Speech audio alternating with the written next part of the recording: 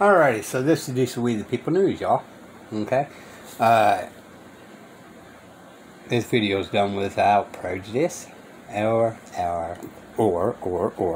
without recourse. Okay?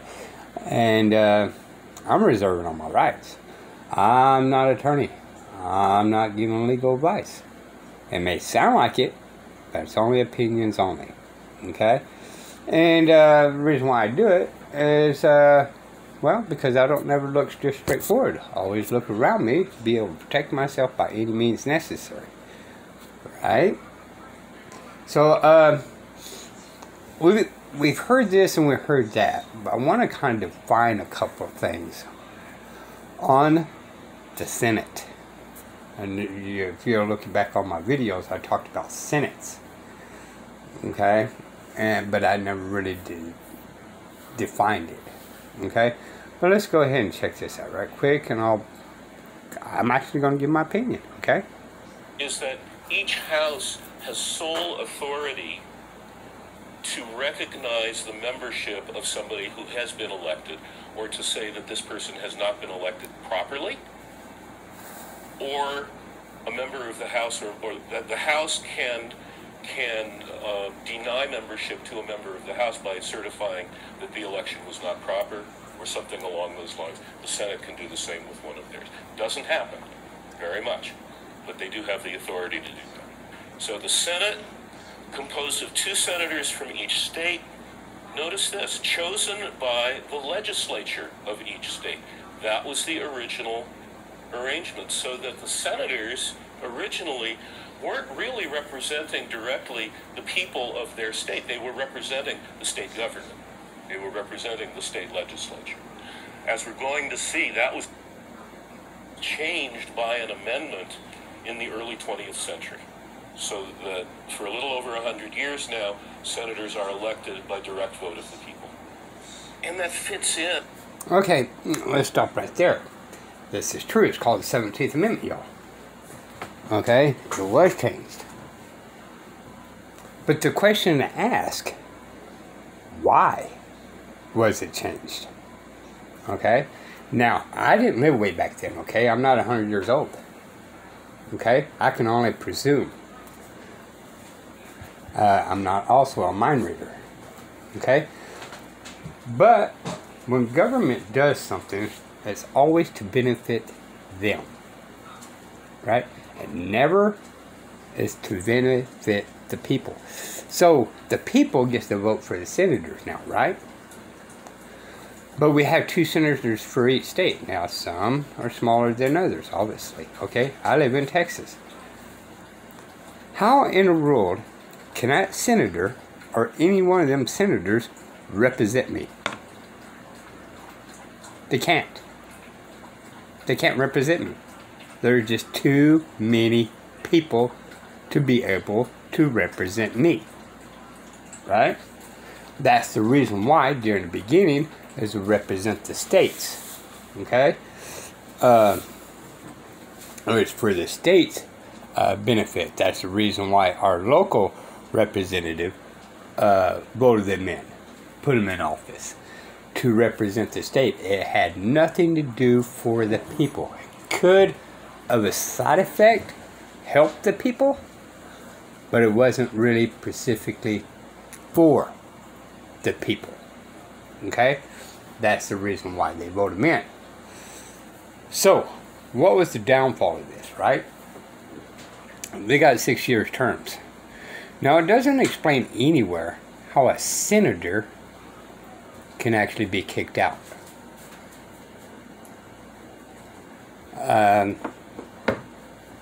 So therefore, how can it be impeached? Well, no, you had to wait 6 years to vote them out, right?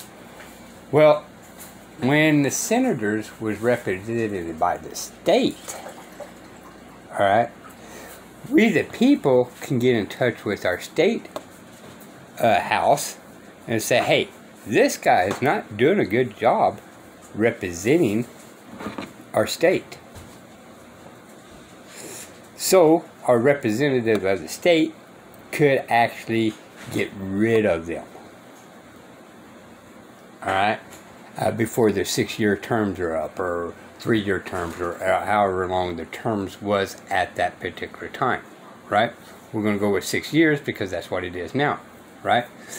But the state can go in there by the people telling the representatives, hey, we need to kick him out.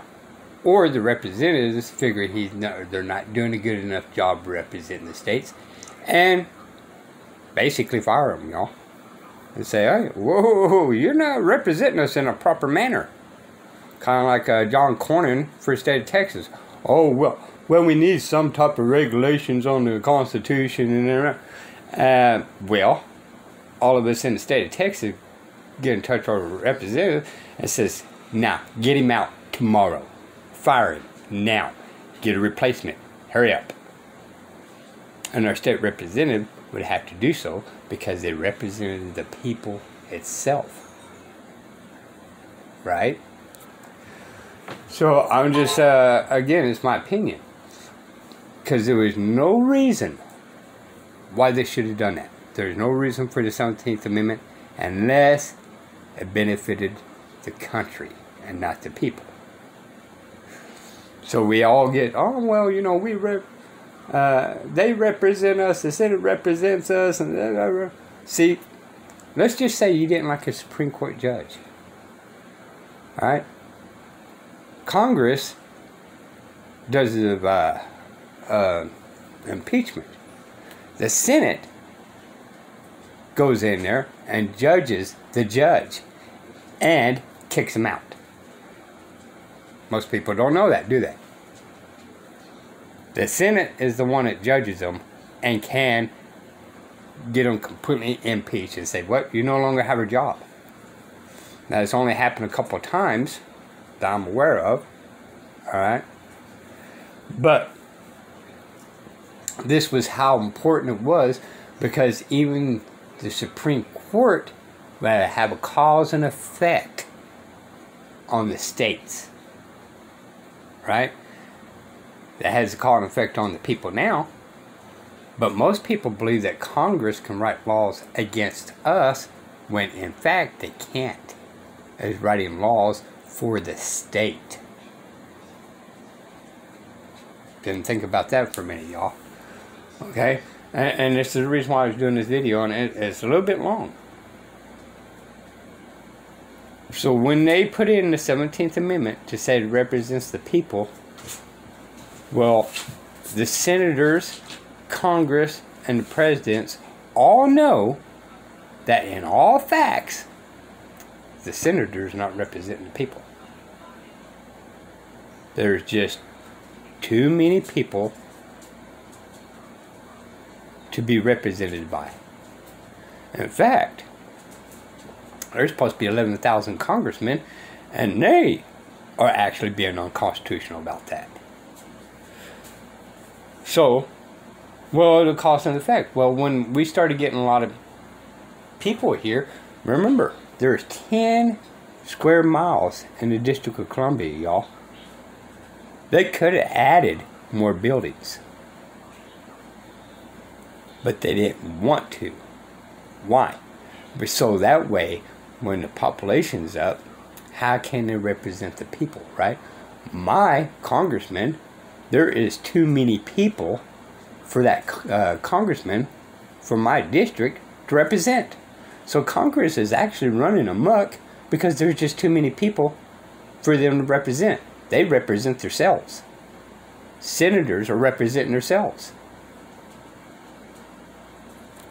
And that is the reason why government is taken from the people.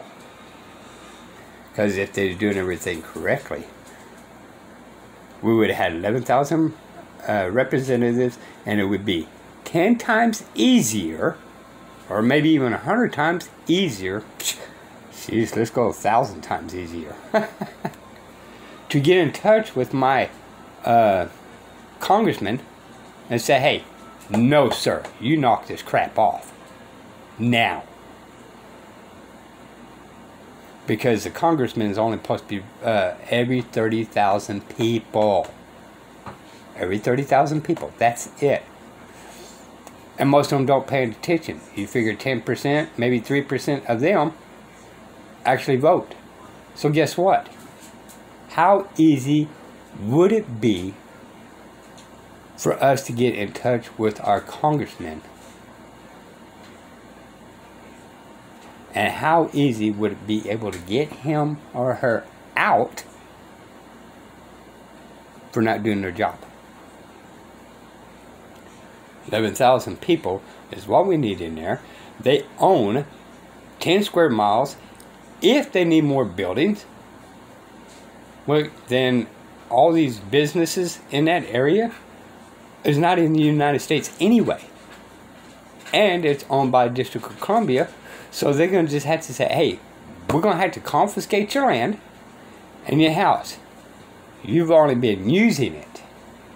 But this is our jurisdiction, and we need your building. And guess what? There's nothing nobody can do about it. Absolutely nothing. Because nobody in there, you can buy a house in the District of Columbia that 10 miles, but you are not a U.S. citizen. Wink, wink, wink. Alright? You're not part of the United States. You cannot own anything in there. So for people that live in the District of Columbia, the 10 square mile, or 10 square miles, people, you're not even supposed to vote. And they actually had a complaint on that before. Why can't we vote? Why can't we vote? Why we can't, it took a while for people to be able to vote.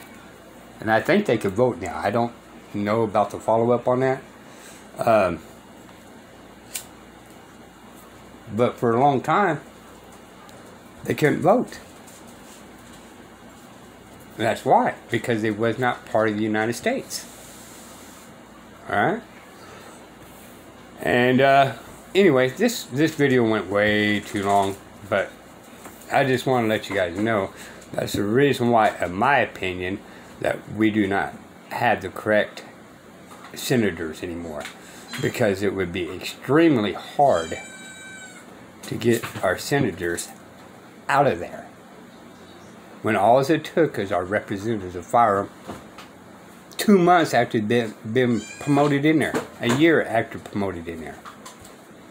But now, they're there for the whole 6 years until you vote them out. Unless I'm missing something, you cannot actually recall the senators unless it's extremely, extremely bad. Alright? That's my opinion, y'all. Till next time, Diesel We the People News. Bye. With an interesting pattern that we will see when we get to the amendments. As amendments were added over the last couple of centuries, many of them have to do with expanding who gets to vote in federal elections. There's never been one that contracts who gets to vote, that makes the numbers smaller. There are several, and we will see that. At the time of the Constitutional Convention and the first few decades of the United States government, the states were left to decide who gets to vote in all elections, including federal elections. In fact, in a couple of places, the Constitution, let's see if I can find it, says that I'm not going to go looking for it, that those who may vote for these federal offices is defined by who gets to vote for the most numerous branch of the state legislature in each state. So the state got to choose who got to vote, and in that day and age, it was white, male property owners. Adult, of course. Over 21. And as we're going to see, Why was it property owners, y'all? Because there was vested interest. That's why. That's because they had something to keep. That's why. Term of our history, that has been steadily expanded. So, Senate begins 2 from each state. It's kind of funny, there are some states that have 2 senators but only 1 member of the House of Representatives. There's a special election in Montana, I think actually tomorrow, to fill that vacant seat. And Montana's a very small state in population. So they get 2 senators, they get 1 member of the House of Representatives. It's kind of funny. I'm originally from California. We have 2 senators, and at last count, I think 56 members of the House, something like that. It's the largest state in population. The Vice President shall be President of the Senate, but shall have no vote unless they be equally divided. And there's been talk about that in the news since the last election. The Republicans have a 4-seat majority in the Senate, 52 to 48. So if 2 Republicans don't vote or vote with the Democrats, it's a tie vote, but the Vice President then gets to vote, and since he is a Republican chair. All right, let's back on that. Sorry, y'all, that was an interesting brought up too. Okay, so the 12th Amendment they added, okay, President and Vice President are on 2 separate tickets. The President does not get to pick his Vice President. And by the way, it can be a Democrat, opposite from one another. Alright, back in the old days they call it third of the list and all that. But yeah, that would cause conflict. Well, it was the whole Constitution was to make sure it would not be easy for government to do what they are doing today, y'all. But yeah, the 12th Amendment, 2 separate tickets, and college elector still gets to pick which one. Like Donald Trump and Hillary. Right? Just saying. It's an interesting thought how the original thing went. But anyway, these will be the People News. Till next time, bye.